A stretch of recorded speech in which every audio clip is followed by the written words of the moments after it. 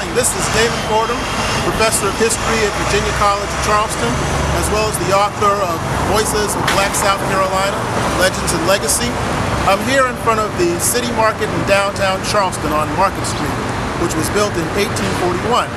There's a lot of mythology about this place, but there are also some interesting facts about it that very few people know. And with this video, a part of the So Exquisite Charleston series, I'm going to tell you all about it. So come on in. Let's go. Enjoy it. My wife and I make the it's all made. I know, I was telling them about a dress. All have a personality. You can actually use it other microwaves. The City Market that we're inside right now was built in 1841. And there's common mythology that this place was once a market for slave sales, which actually wasn't true. The slaves were sold roughly about 2 or 3 blocks from here over on Chalmers Street, which is also here in downtown Charleston. Now, what was sold here was that a lot of African Americans, as well as Greeks and white immigrants and the like, would sell meat, poultry, fish, and that sort of thing, as well as one of the common things that you see here sold are the sweetgrass baskets that are common in this area. The sweetgrass baskets originally were made in countries such as Sierra Leone and Liberia from people of the Gola tribal group, as well as the Kises and others, as well as the Mendes. And so when they were brought over here, they took this skill with them. Now, while there were not slave sales here, there's something really fascinating that happened here in African American history that very few people know about.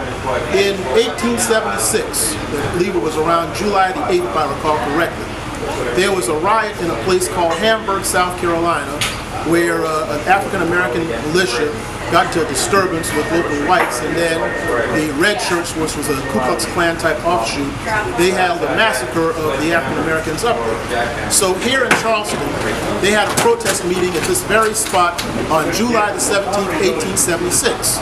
One of the leaders of that demonstration was Reverend Richard Harvey King. He was the founder of Emmanuel AME Church in Charleston, as well as the founder of Lincolnville, South Carolina, which is a black-run town outside of Summerville, South Carolina. Well, anyway, at this meeting, about over 1,000 African Americans came in this hall to protest, led by a drum beat. And at one point, there was an African American gentleman roughly outside of where this area begins. He had gotten in the way of a streetcar, and the police was about to arrest him. Well, the black people surrounded the policeman and said, "This is not Hamburg." They let the guy go. And after Reverend Richard Harvey King made a speech protesting the injustice, Reverend J.L. Gleaves, another African American, made this following speech here on July the 17th, 1876. He went on to say that we protest against these men and their orders and their abettors. It is their abettors. And he went on to say that we will tell you that we're not to go too far with this thing. Remember that there are 80,000 black men in the state who can bear Winchester rifles and know how to use them. And there are 200,000 women who can light a torch as well as the knife. And that there are 100,000 boys and girls who have not known the lash of the white master, who have tasted freedom now and forever, and that there is a deep determination in them, so help them God, never to submit to be shot down by lawless regulars for crimes committed against society. In other words, one of the great things about this place is that it has a history that is very little known regarding protest against what was going on to African Americans, because it's commonly believed that during the days of the Klan and the Red Shirts and groups like that, that African Americans basically cowered and suffered. That was not always the case, and some of the history of this building proves that. This is Damon Fordham, author of Voices of Black South Carolina, Legend and Legacy, where you can read about what I discussed, and speaking to you this morning, courtesy of So Exquisite Charleston.